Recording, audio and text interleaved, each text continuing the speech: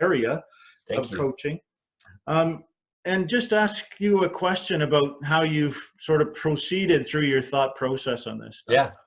You know, the earlier book, Do More Great Work, was really focused on providing your best efforts to do the things that are important in your work. That's right. And you sort of moved through that to the point where coaching is a process that we can use in order to help people do more great work. So maybe you could expand a little bit on how you made that shift and where you sort of grew in terms of that journey. Yeah, you know, the work I all do stems from a desire to encourage and support and facilitate and help people do work that has more meaning and work that has more impact. So that's kind of the definition of great work for me. Can you do work that makes a difference in the world and also work that kind of lights you up and means something to you as well? And Do More Great Work, which is about 10 years old now, is a book of 15 exercises saying, here's how you figure out what your great work might be. Because, you know, it's like when people hear great work, they're like, well, I don't know. I'm not Gandhi. I've got this job in this department. What do I do? And I'm like, let me help you with that.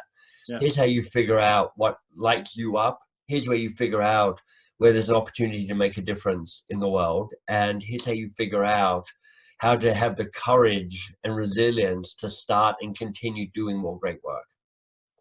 And that book's been pretty successful. You know, it's sold like close to maybe 100,000 copies now over those 10 years, which I'm, you know, stoked by. But what happened in the work that I was doing is I got increasingly interested in the power of specifically of coaching and being more coach-like within organizations. I was like, this is a really powerful leadership behavior and competency. And it is done really badly in many organizations. And not through lack of trying. I mean, lots of people have gone on coach training sessions and they're like, oh, okay, well, that's good, maybe. But then they go back to their work life and it's like, how do I bring that into the reality of my busy, overwhelmed, overworked, overcommitted, over-demanding role that I have? Right. And so I got really interested in going, how do I make coaching unweird? How do I make it unniche or niched? How do I make it democratic so everybody can look at it and go, oh, look, if that's what you mean by coaching, I can probably do that. I thought you were talking about some weird HR thing or some weird OD thing. But this is just being a human because the way we end up defining being more coach-like is, can you stay curious a little bit longer? Can you rush to action and advice giving a little bit more slowly? And we make this distinction, Ted, between being a coach and being more coach-like. Right. Because there are some people in this world, like you're one of them, I'm one of them, who go, oh, I like being a coach. I strive for it. I've trained for it. You know, this is something that is meaningful for me.